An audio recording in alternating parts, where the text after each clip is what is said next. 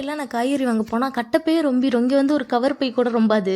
இதில் வேறு கருவேப்பிலைன்னு சொல்லிட்டு ஆனாங்கோலையை கொடுத்து ஏமாற்றி விட்றாங்க. ஆனாங்கோலையா அது கருவேப்பிலையானே எனக்கு தெரியல. அந்த மாதிரி தான் இருந்துச்சு. இந்த பாக்ஸ் எல்லாம், இந்த ஸ்வீட் பாக்ஸ், இந்த பிரியாணி பாக்ஸ் எல்லாம் எனக்கு தூக்கி போடவே மனசு வராது. அதை வச்சுட்டு நான் இந்த கருவேப்பிலை, கொத்தமல்லி அந்த மாதிரி யூஸ் பண்ணிக்குவேன். சரி சமைக்கலாம்னு சொல்லிட்டு முட்டைக்கோஸ் கட் பண்ணி சாம்பார் வச்சுட்டேன். என்னமோ தெரியல, எப்பயுமே நல்லா தான் வரும். இன்றைக்கும் அதே மாதிரி தான். சொரக்காய் சாம்பார்னால் எங்கள் 2 பேத்துக்குமே நான் ரொம்ப பிடிக்கும். அதனால் அது செஞ்சுட்டு என்னாச்சுன்னா, அந்த மண்பானையில் சமைக்கிறனாலே என்னமோ தெரியல, கீழே வந்துட்டு டக்கு டக்குன்னு அடி பிடிச்சிருது. அதை கிண்டிக்கிட்டே இருக்கணும் போல். நான் கொஞ்சம் நேரம் விட்டுட்டேன், அதை கிண்டாமல் அடி பிடிச்சிருச்சு. அது ஒரு ஃப்ளேவர்னு சொல்லி ஏமாற்றி கொடுத்துட்டு, சரி நம்மளும் சாப்பிட்டுட்டு. நான் முன்னாடியெல்லாம் நம்ம அம்மா வீட்டில் இருக்கும்போது என்னமோ தெரியல, பழைய குழம்புலாம் தொடுறதே இல்லை. இப்போ வந்துட்டு அந்த பழைய குழம்பு சுண்ட சுண்ட சுண்ட சுண்ட இருக்கிறதெல்லாம் சாப்பிட்டுட்டு தான் மறு குழம்பு வைக்கிறேன். இப்படி தான் என் லைஃப் ஓடிக்கிட்டு இருக்கு. நீங்களும் இப்படி தான் பண்ணுறீங்களா என்னென்னு கமெண்ட் பண்ணுங்கள் ஃப்ரெண்ட்ஸ்.